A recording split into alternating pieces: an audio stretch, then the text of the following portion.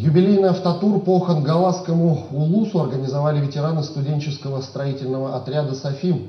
Нынче исполняется 50 лет с момента, когда их привлекли на строительные и сельскохозяйственные работы в селе Синск. Спустя полвека, уже будучи людьми пожилого возраста, они решили вернуться в места своей трудовой деятельности. Наш корреспондент Виолетта Засимова расскажет все подробности. СОФИМ расшифровывается как строительный отряд физиков и математиков. Он был создан в 1971 году из студентов физико-математического факультета Якутского госуниверситета. Ветераны бойцы студенческого строительного отряда СОФИМ 72-74 в составе 23 человек на торжественную линейку построен.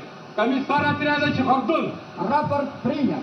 Первый год работы отряда пришелся на Верхневилюйское село Дюльлюкю, где они помогали строить контору местного совхоза, коровник и склад. На следующий год их отправили в село Усть-Тата Татинского Улуса. Там стройотрядовцы возводили первый в республике двухэтажный коровник. И последний год своей летней строительной деятельности они провели в хангаласском селе Синск.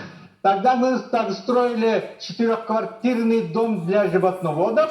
И самое главное, это большая стройка была за речкой Синск, овощехранилище, вот стоит. Спустя полвека бойцы отряда СОФИМ решили проехаться по местам своей трудовой деятельности и организовали юбилейные туры. В 2022 году они отправились в автопутешествие по маршруту Якутск-Вилюйск-Нюрба-Сунтар. В прошлом году побывали в Чурапчинском и Татинском улусах, а нынче приехали в Хангаласский улус. Конечно, главным пунктом посещения стало село Синск, где стройотрядовцы провели встречу с населением. Сделали нам экскурсию по поселку, мы посмотрели места, где стояли наши объекты, и мы встретились в клубе с общественностью Наслега, с населением провели такую дружескую встречу. Естественно, мы поставили концерт, потом мы поехали на Синские столбы на 4 лодках.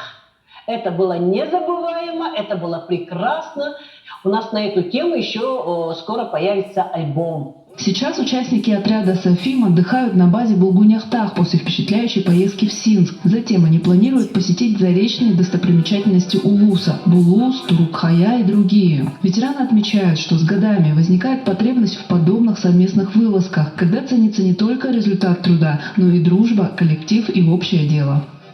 Виолетта Засимова, Хангаласский улус.